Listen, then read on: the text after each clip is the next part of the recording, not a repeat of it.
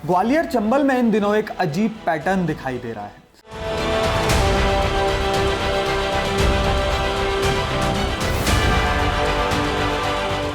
मामला बिगड़ता है, शिकायतें होती हैं, सिस्टम चलता रहता है, फिर मामला कोर्ट पहुंचता है और उसके बाद अचानक अफसरों की मीटिंग, जांच, चेकिंग और कार्रवाई शुरू हो जाती है। सवाल यह नहीं है कि हाईकोर्ट दखल क्यों दे रहा है, सवाल यह है कि कोर्ट के दखल से पहले सिस्टम कर क्या रहा है।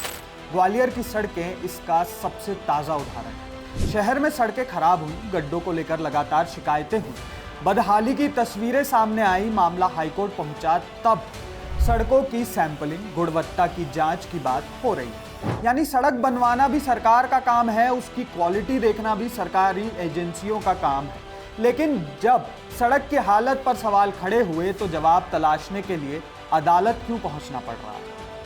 अब यही कहानी सिर्फ सड़कों तक सीमित नहीं है। ग्वालियर के बिलोआ और आसपास के खनन क्षेत्रों को देखिए। अवैध खनन के आरोपों पर मामला हाईकोर्ट पहुंचा।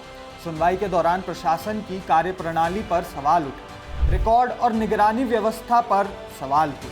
हालात यहां तक पहुंचे कि कोर्ट को खनन क्षेत्रों की निगरानी, ड्रोन वीडियोग्राफी और परिवहन की जांच जैसे मुद्दों पर सीधे दखल देना पड़ा। बाद में प्रशासन ने चेकिंग पॉइंट और निगरानी बढ़ाई। सवाल सीधा है, ये सख्ती पहले क्यों नहीं दिखी। चंबल में अवैध रेत उत्खनन का मामला भी किसी एक विभाग की नाकामी भर नहीं रहा। मामला सुप्रीम कोर्ट तक पहुंचा। मध्य प्रदेश को निगरानी और कार्रवाई से जुड़े कदमों पर जवाब देना पड़ा। यानी नदी से रेत निकल रही हो, खनन हो रहा हो, परिवहन हो रहा हो और उसे रोकने के लिए आखिरकार अदालतों को मॉनिटरिंग करनी पड़ रही है। फिर आती है ग्वालियर की नदियां।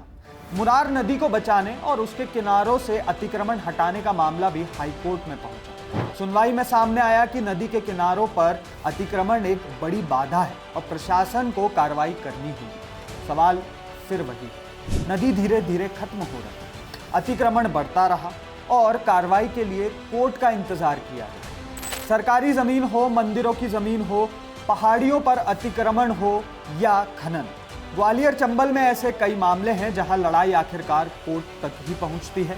और अब बात पुलिस की करते हैं। जब किसी मामले की जांच पर ही सवाल खड़े हो जाएं और हाईकोर्ट को यह कहना पड़े कि स्थानीय जांच पर भरोसा नहीं किया जा सकता है, तब मामला सिर्फ एक केस का नहीं रह जाता है। ग्वालियर के एक मामले में जांच की खामियों और पुलिस के बीच समन्वय पर सवाल उठने के बाद हाईकोर्ट ने जांच सीबीआई को सौंप दी। यानी तस्वीर को अगर एक साथ देखें तो मामला ज्यादा गंभीर दिखाई देता है। सड़क खराब है तो कोर्ट, खनन नहीं रुक रहा है तो भी कोर्ट, नदी पर अतिक्रमण है तो कोर्ट, जांच पर भरोसा नहीं है तब भी क्या, कोर्ट। तो फिर इतने बड़े सरकारी ढांचे का रोल है क्या। कलेक्टर है, कमिश्नर है, एसपी है, खनिज विभाग है, नगर निगम है, पीडब्ल्यूडी है, राजस्व अमला है, पर्यावरण से जुड़े विभाग हैं, लेकिन कार्रवाई का बटन दबता कब है, जब कोई मामला हाईकोर्ट की फाइल बन जाता है। यही इस पूरे मामले का सबसे बड़ा सवाल है, क्योंकि कोर्ट किसी शहर का रोजमर्रा का प्रशासन नहीं चला सकता। अदालत आदेश दे सकती है, जवाब मांग सकती है, फटकार लगा सकती है, लेकिन सड़क की क्वालिटी रोज कौन देखेगा, अवैध खनन रोज कौन रोकेगा, नदी पर नया अतिक्रमण कौन हटाएगा, पुलिस जांच की जिम्मेदारी कौन लेगा। ये सब काम आखिरकार उसी सरकारी सिस्टम को करना है जो पहले से मौजूद है। और अगर हर बड़ी गड़बड़ी के बाद कार्रवाई का पहला गंभीर कदम कोर्ट की सख्ती के बाद ही दिखाई दे, तो जनता के सामने एक बहुत ही अनकंफर्टेबल सवाल खड़ा होता है। क्या यहाँ सरकारी सिस्टम खुद से जवाब दे या जवाबदेही भी अब कोर्ट के आदेश से ही शुरू होती है। ग्वालियर चंबल के प्रशासन आखिर नींद में क्यों है। अब इस पूरे मामले पर आपकी क्या राय है, आपकी राय आप हमारे साथ कमेंट बॉक्स में शेयर करना ना भूलें। आप देख रहे हैं IBC 24 डिजिटल और मैं हूं सार्थक।